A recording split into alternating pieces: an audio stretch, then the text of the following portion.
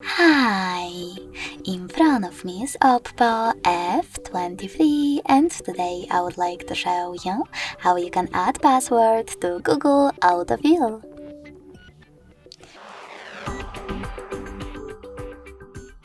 First of all, open Devices Settings and scroll all the way down to access Google section.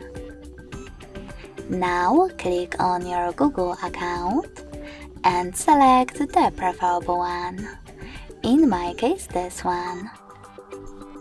Finally, you can select Autofill, Autofill with Google, and Passwords.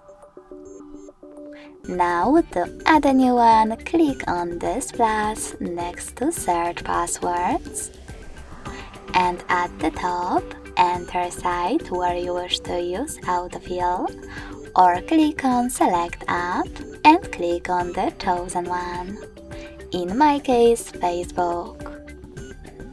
Finally, input all of the needed information.